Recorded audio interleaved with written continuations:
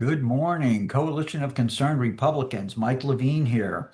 Welcome to Restoring Our American Republic with my colleague Chuck Benoit, and we have got an action-packed show for you today. There's some amazingly good news coming out of the Lake County Republican Executive Committee, and the good news is that after, I'm going to say literally, certainly months, but possibly years of Ken McCard, one of our Lake County Republican Executive Committee members, pounding on the leadership team and the executive committee to adopt his E-Verify resolution. That actually happened in last month's meeting.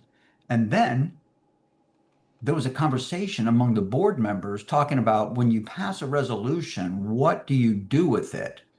So a really robust list of recipients was created stating that every member of the Florida legislature will get a copy of the resolution, and every REC officer in the state, which would be chairman, state committeeman, and state committeewoman, would get a copy of the resolution. And the executive board at the Lake County Republican Executive Committee agreed. The cabinet too, just so you know, Florida's cabinet, the governor, all that, those people too. So the executive board agreed to the distribution list, but of course, with the underhanded, I've got other adjectives that I could use for the chairman of the Lake County Republican Executive Committee. But of course, he tabled it and just ignored it and didn't want to do anything with it because it's not in his political best interest to distribute resolutions to legislators and cabinet members and RECs around the state. He didn't do anything with it. But when it came to the attention of our brand new vice chairman, Mr. Bill Mathias, Mr. Mathias actually kept the promise and distributed the resolution to the distribution list, which is amazing. And we give great thanks to, number one, Mr. Ken McCard for persisting, and number two, to Vice Chair Bill Mathias for distributing the resolution to the distribution list. That's fantastic. And more good news, ladies and gentlemen. The Lake County Republican Executive Committee reinstated the Policy Committee, which comes up with legislative priorities for every legislative session. And the Policy Committee has been working for a couple of months on the legislative priorities for 2027. Let me bring on Chuck Benoit right now. Chuck, can you come on camera? How are we doing this There you go. morning? So let me just finish here by saying that Chuck and I are going to go over a draft of what could become the legislative priorities for the Lake County Republican Executive Committee for 2027 today with you. And then last thing is that there's quite a bit. There's like 40 bullet points here, maybe 5 categories I with think six. a total of 40 bullet points. And we may have to go a little long with the broadcast today. So I'm going to turn it over to Chuck. There we go. Well, Mike, let's just flip right on over to our screen here. And what we have, there's a couple of different pages here, and the first three priorities. Now, these are not necessarily in order of priority, but they could very well be pretty close. Obviously, election integrity, the first section up at the top, protection of our elections is of the utmost of our priority. I might also just quickly note that I posted on both my Facebook page and the Restoring Our Rep Facebook page all of these priorities, and we would love some feedback from any of our listeners regarding any and or all of these priorities. As much feedback as we can get. We would really love to bring that back to the REC. Is that right, Mike? That's true. So basically what we're saying is please in the comment section, go through these bullet point by bullet point to the degree that you're willing to take the time and just tell us this is either like on a 1 through 5 scale, right? 5 being very important, 1 being not important. You know, each one of these line items, is this important to you? That'd be great. We would love that. And the Lake County Republican Executive Committee would really appreciate it because we think the policy committee believes that if the priorities of the REC are not representative of the priorities of most Republicans, then they shouldn't be our priorities. So we really need you to weigh in here. There Go you ahead, go. Chuck. Well, I'm going to go ahead and start. And Mike, you interrupt me whenever you feel like you have something to say. I'll try to be very attuned to that. So, under protecting our elections, we have banning the outsourcing of voter roll maintenance and management, Okay, mandatory. let's just go through these one at a time. I'm going to have Okay, something to you're say going to about have each something one, but about. we're going to go Okay, well, fast. here we go. Okay. Okay. So number one, election integrity. I just want to say to the audience that I've been in a couple of local meetings lately, and I just asked the people in the room. I'm just a participant in the meeting like everybody else. I'm not facilitating or anything like that. But I asked the people, I have a litmus test. I'm not voting for anyone, especially for Congress, who doesn't believe the 2020 election was stolen and we need election reform in the United States of America and here in the state of Florida. So I just want you to know that in CD11, Joe Strada did not believe that the election was stolen, or he wouldn't say that, and Kerry Baker wouldn't say it, but Tim Wilkins would. So for me, that's a litmus test. I can't vote for anyone for Congress who doesn't know that the 2020 election was rigged and stolen, Chuck. So that to me is the number one priority, and that's what we should be focused on. So let's rifle through these points under election security. Okay, I noted banning outsourcing of voter rolls, maintenance, and management, mandatory Critically important. mandatory annual audit, elimination of ineligible registrations, and penalties for non-compliance. Very important, in my view. Okay, restrict the How about you, Chuck? All of these are important for sure. Okay, so you're going to give it a blanket, very important. Let's go. There we go. Restrict the distribution of mail-in ballots to only disabled, military, and Floridians who are out of state. Very I guess on important. vacation or something like that. Very important.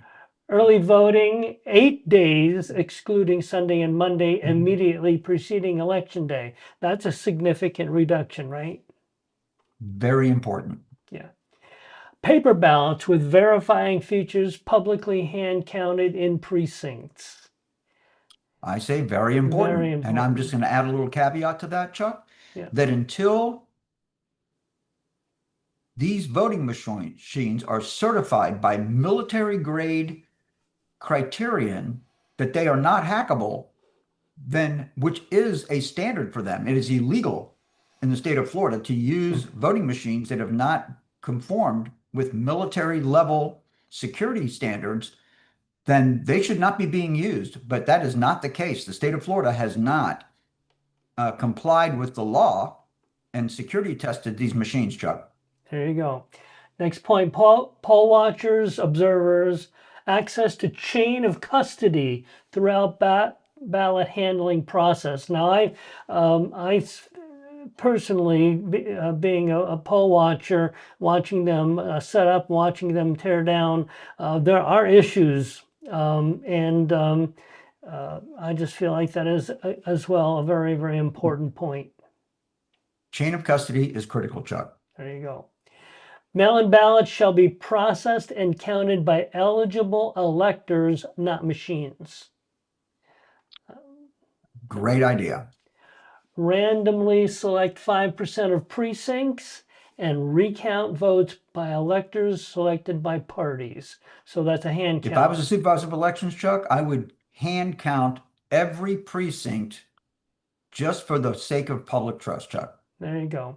That's all we possibly may only need to do it once and then realize we don't need voting machines.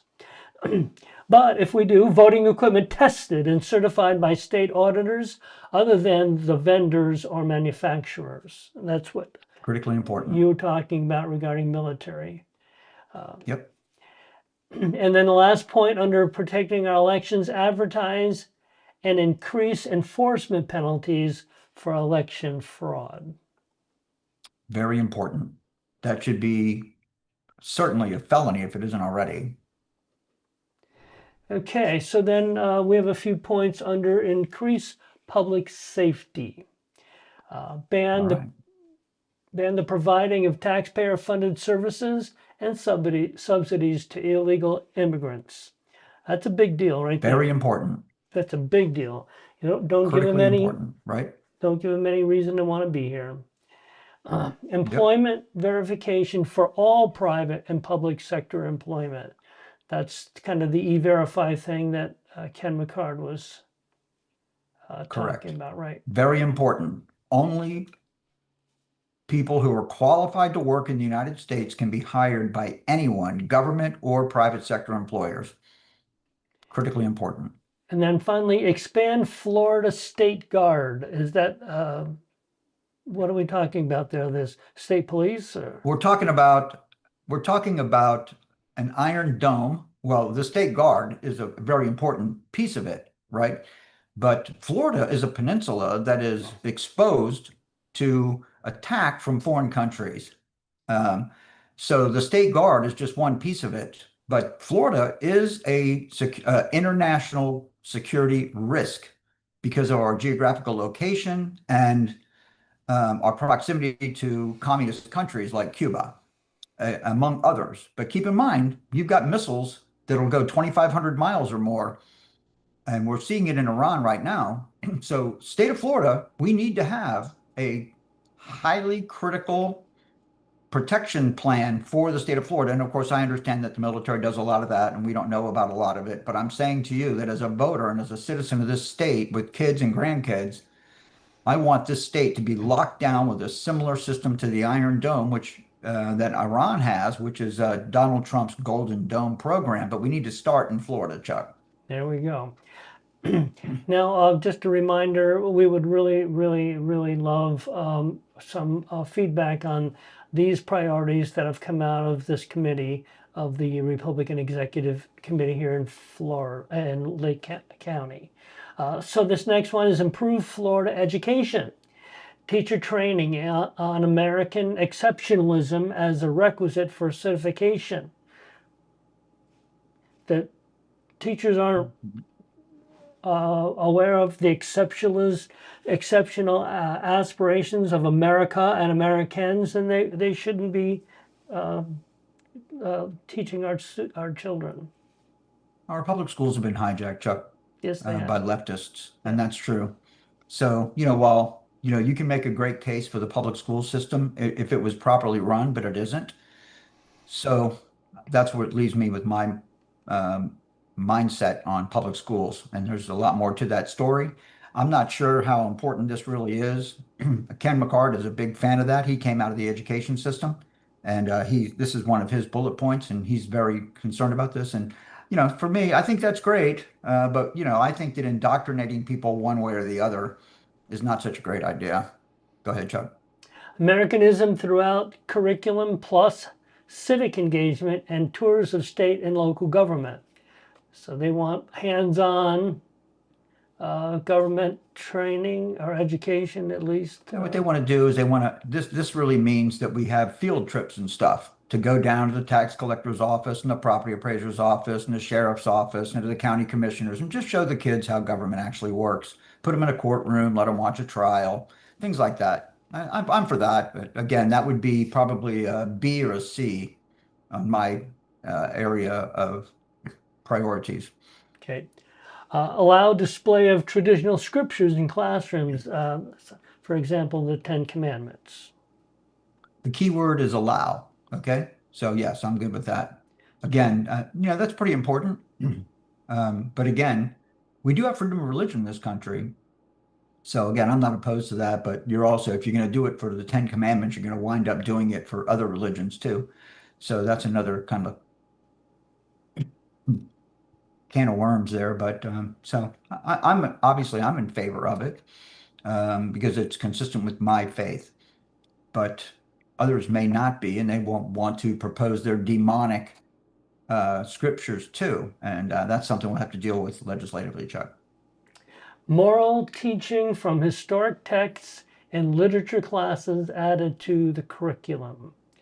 So that I would counts. suggest these educate would probably say there's already some of that in the schools, but I do believe that just literature, right? I mean, if you just expand the importance of literature in the school system, you'll accomplish a lot of that, Chuck. Yes. Promote public school citizen advisory committees to monitor or advise operation of schools and system. That's a can of worms too, Chuck. I Yeah, mean, now you're going to get a bunch of citizens, which is fine. That's what parent teacher organizations are about and stuff like that. So I think we may already have that in place, but some kind of a committee to oversee the school board, which oversees the superintendent. I think it's just redundant. Thank you. individualized computer generated plans for student health fitness based on the presidential fitness test. Again, I'm Sounds not. I think physical fitness is important. I'm just not sure that's how to do it, Chuck. fitness through state games, school intramurals, and publicized school fitness ratings. It I sounds think like, that's happening. Do you? I'm sorry, did you say you thought it was happening?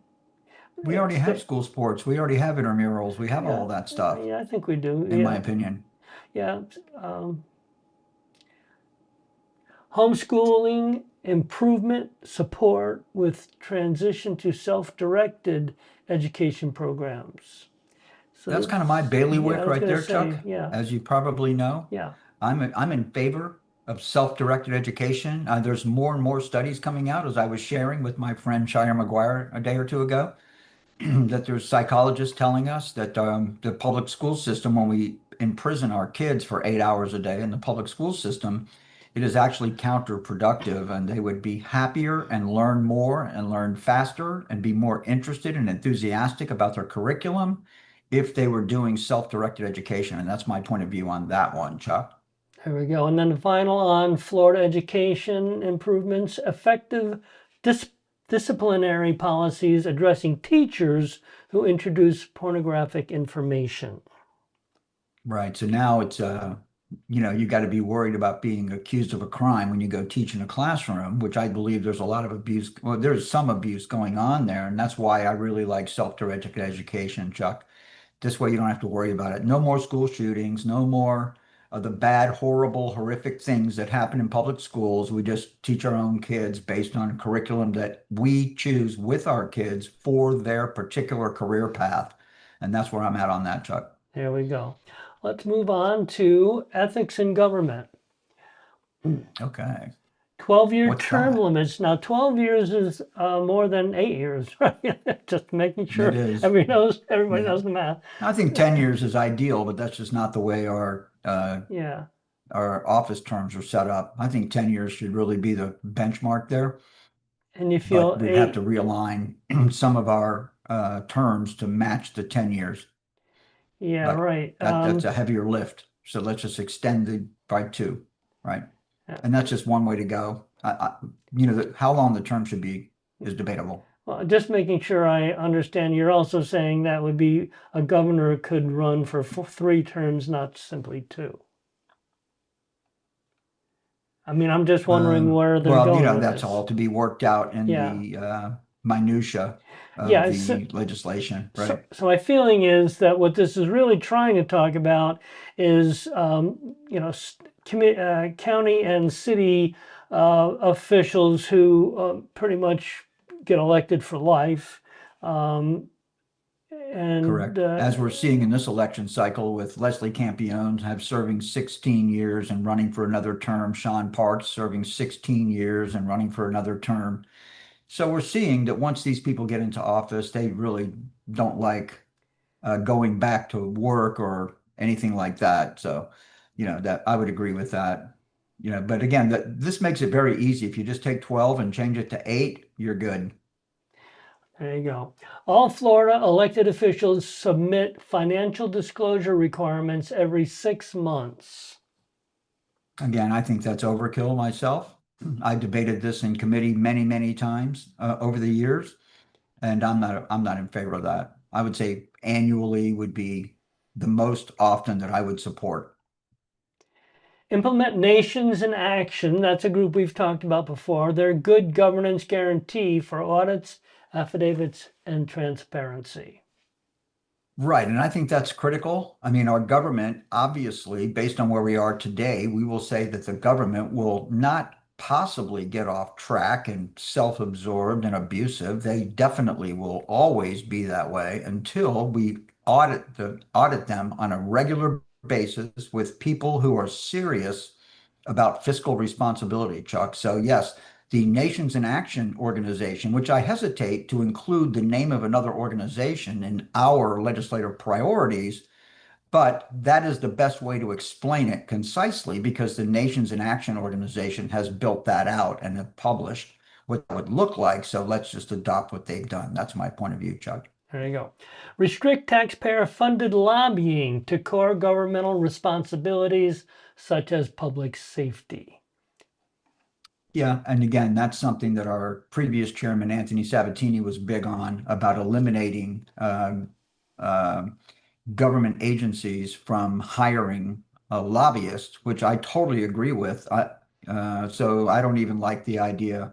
There's a compromise to let government agencies like school boards and county commissions and municipalities use public money to lobby, even on their core activities, because that will get out of hand. Who's going to monitor that? It's not going to happen. So I would just ban public funding of government lobbying altogether. Let the citizens go and lobby their legislators. That would be my solution, Chuck. There we go. Ban government buildings from flying politicized flags. Again, that's the old argument that we've been going through in the legislature for many years. It's only government flags on government buildings. Very simple, Chuck. And then finally, under the ethics and government ban, the removal of monuments, including Confederate, historical, and veterans monuments. What does that mean, Chuck? It means we shouldn't be removing statues and monuments, which the left has been. 100%. Yeah, Couldn't agree more. there you go. So there you go. So we're moving right along. We may not be too long on our podcast here this morning. Growth management. Codify a comprehensive set of property owners' rights and responsibilities. We've talked about that often. Yeah, that's something I brought to the table, and I think it needs to be defined. I think that's critical, Chuck.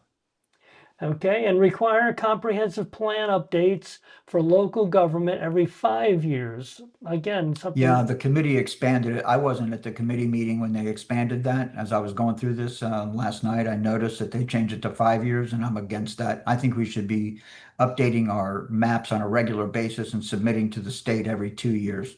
That's my Yeah, I was proposal. going to say, I thought you but wanted hey, you to. don't get everything you want in one bite, right, There Chuck? you go. Promote local government home rule for growth management.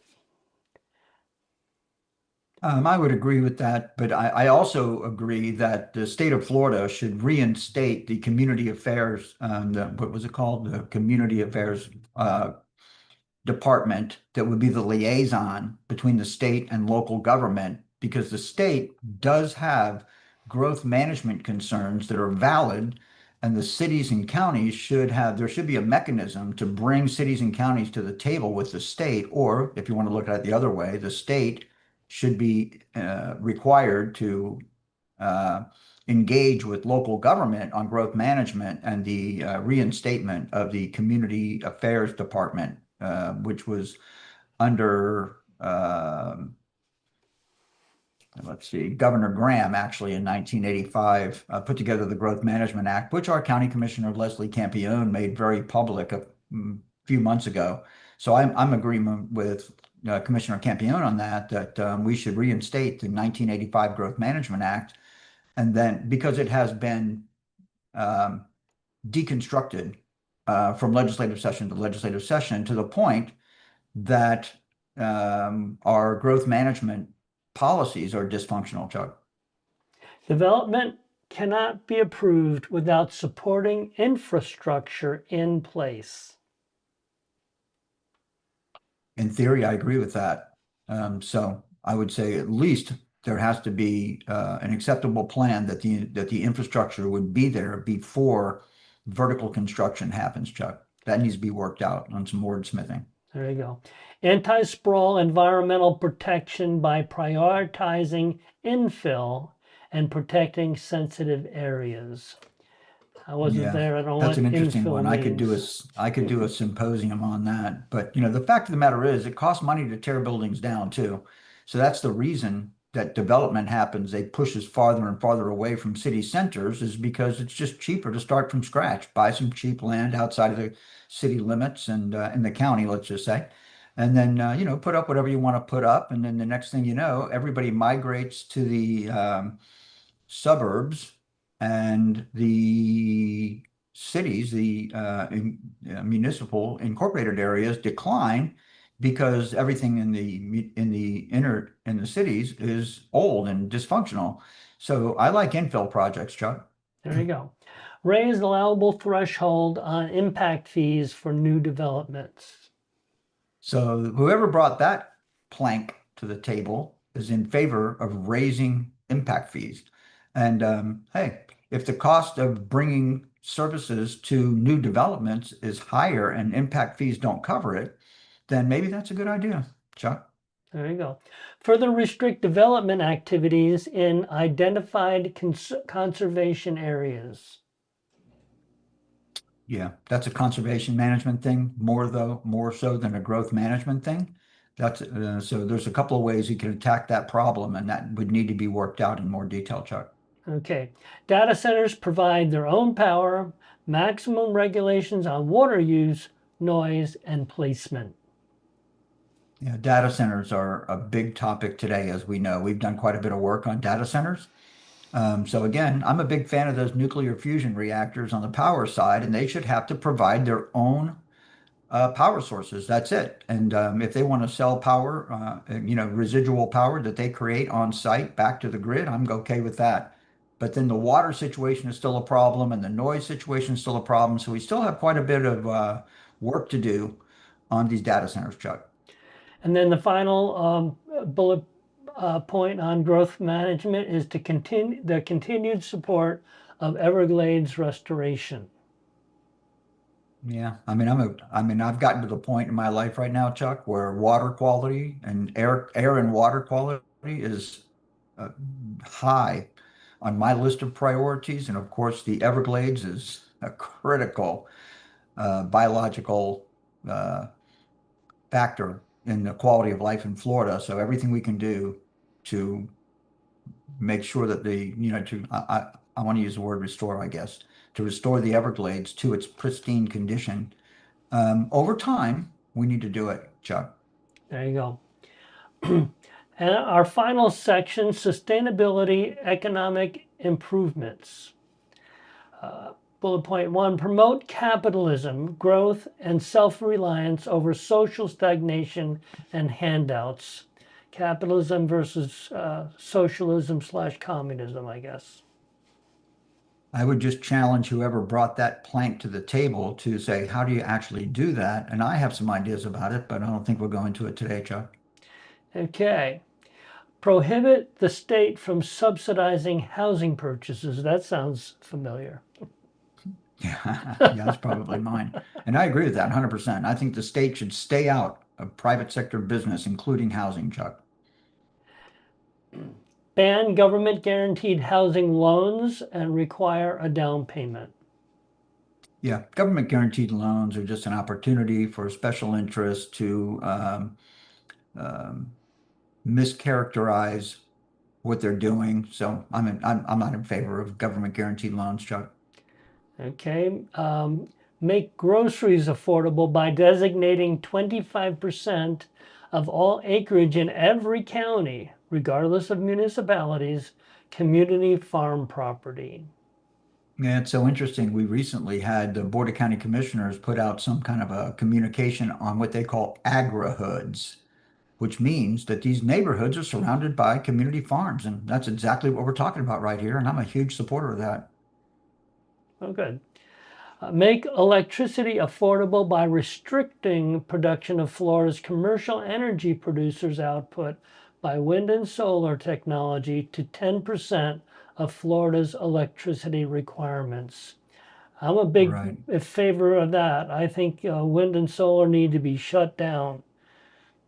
I agree with that. Now, you can look at the experts to determine. I really don't see any use for wind and solar, Chuck. So that's just a matter of the state just choosing not to do that. I mean, we regulate the energy providers, and we should just say that we don't want, if an energy provider can demonstrate that renewable energy sources are effective or efficient and reliable, then we might consider it, but that's not the case. Nobody's making that case. Okay, that is an unsupportable concept. So basically, we have fossil fuels and nuclear, and that's where we should go, Chuck. Yeah, well, if someone wants to use, solar powered little light fixtures for their garden, that's that's totally fine. Let them light up their garden with their little solar lights. But let me also remind you that when we have 3 or 4 days of a lot of clouds, your lights might not make it till the morning. That's Chuck, that's a whole lot different. Telling an individual citizen what they can do is a right. whole lot different than telling an energy provider who we rely on for the whole state and the country, right, what they can do. So yeah, There I you think you go. and I are on the same page there. There you go. Make Mhm. electricity affordable by utilizing safe nuclear electricity production technology, and that goes back to your previous Fusion. fusion. Yeah, That's right. I think that's going to be a game changer for the entire world when this company TAE actually brings to market their nuclear fusion energy program, Chuck. I think it's going to change the world like we haven't seen in a very long time. and our final bullet point: economic impact studies on legislation, paying special attention to the impact on median household income families. Another of your Yeah. interests. Can you believe, Chuck, that we vote for binding legislation, laws that we do not test for economic impact? That to me is there's two things it could possibly be. It could be either stupid or corrupt. So that's the way I see it. That is required. Every single law that gets passed should be evaluated for economic impact on median household income families because that affects everybody, Chuck. Sure. It sure does. Well, Mike, believe it or not, we got through it in a very, very reasonable amount of time. But I'm sure you would like to make a final comment.